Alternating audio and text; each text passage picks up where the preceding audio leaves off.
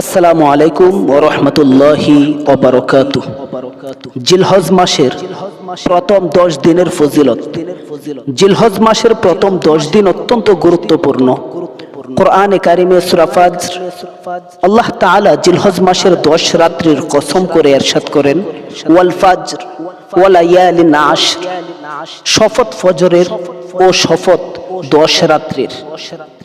এর দ্বারা জিলহজ মাসের প্রথম 10 দিনের ফজিলত বুঝিয়েছেন। আর রাসূলুল্লাহ সাল্লাল্লাহু আলাইহি ওয়াসাল্লাম ইরশাদ করেন, মা মিন আইয়ামিন আহাব্বু ইলাল্লাহ আন ইউতাআব্বাদা লাহু ফিহা মান আশারি যিল হিজ্জাতি ইয়াদিলু সিয়ামু কুল্লু ইয়াউমিন মিনহা বিসিয়ামি সানাতি ওয়া কিয়ামু কুল্লি লাইলাতিন মিনহা বিকিয়ামি লাইলাতিল কদর লা সিয়ামা সুমু আরাফাতাল্লাতী ক্বালা ফিহা আলাইহিস সালাতু ওয়াস সালাম ইয়াসুমু ইয়াওমা আরাফাতা ইন্নী আহতাসিবু আলাল্লাহ আন ইউকাফিরাস সানাতাল্লাতী ক্বাবলাহু ওয়াস সানাতাল্লাতী বা'দাহু। রাওয়াহু তিরমিজি। আল্লাহ তাআলার নিকট জিলহজ মাসের প্রথম 10 দিনের ইবাদত অপেক্ষা অধিক পছন্দনীয় আর কোনো ইবাদত নেই। এর প্রতিদিনের রোজা 1 বছরের রমজানের সমতুল্য। আর প্রত্যেক রাতের ইবাদত লাইলাতুল কদরের ইবাদতের সমতুল্য।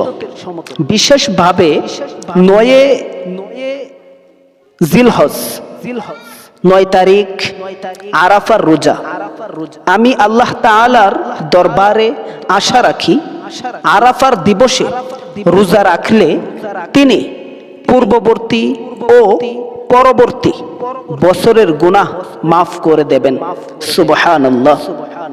উক্ত আয়াত ও হাদিসের আলোকে আমাদের করণীয় হলো এই জিলহজ মাসের প্রথম 10 দিন যথাসাধ্য নফল রোজা রাখা এবং রাত জেগে ইবাদত বন্দেগী করা।